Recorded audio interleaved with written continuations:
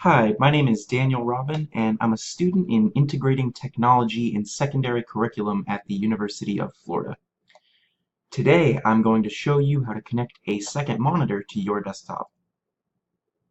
It's extremely convenient for doing homework, and it really allows you to improve your productivity a lot by just increasing the materials that are presented in front of you. So before we start, I just want to say a couple things. First of all, make sure that all of the drivers for your hardware on your computer are updated. Hardware is usually anything that you're using, like a monitor that you're currently using, a keyboard, a mouse. These things have drivers that need to interact with a new monitor, which may have newer drivers than what you're currently using. So in order to just ensure you don't run into any problems, you should try to update those. Alright, so as you can see, this is an example of a two-monitor setup that I actually have in my room. It goes to show that I have two monitors, different brands, with different display ports in the back. So you can really use any two monitors as long as they are able to work with your computer, and I'll show you how. So here you can see you locate your desktop, and on the back of the desktop, this is a motherboard. These are connections to your computer.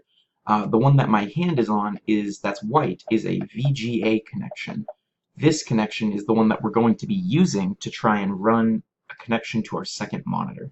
My first monitor is using the HDMI cable that's black right above the VGA cable, but I don't have any other HDMI outlets, so I had to try and use a VGA cable.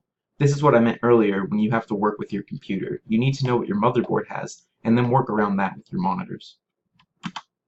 So here, you can see the components that are available on the back of my computer, two HDMIs and a VGA. This is what your computer should look like before you plug anything in when there's no connection. It should just be a standard black screen.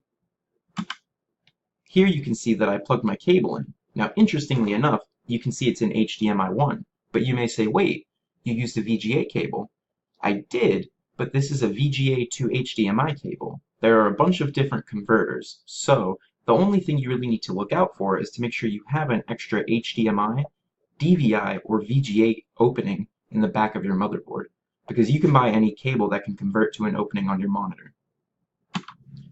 Here, we're going to go back to our first screen, our primary screen. It's from here that we're going to do everything else to set up the second monitor. Now, you're going to take your mouse and right-click anywhere in your home screen in an open area. This little drop-down menu is going to pop up with a bunch of different options. If you follow the mouse, you can see we're interested in the Display Settings option. You're going to go ahead and click on that. In Display Settings, you'll find that there are a bunch of different options to customize how your computers look and how they show what they're presenting to you.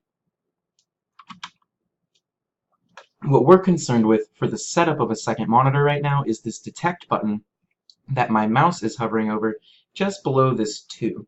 Now, your screen may not have a block with a 2 in it because that's indicating a second monitor connection.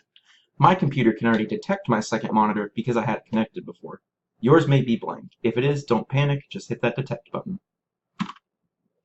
Now that you've done that, we're going to go down here, and these are all of the options that are below that you can customize. You can change text, orientation, resolution, night lighting, and then you can go in and tweak all of them with the finer details.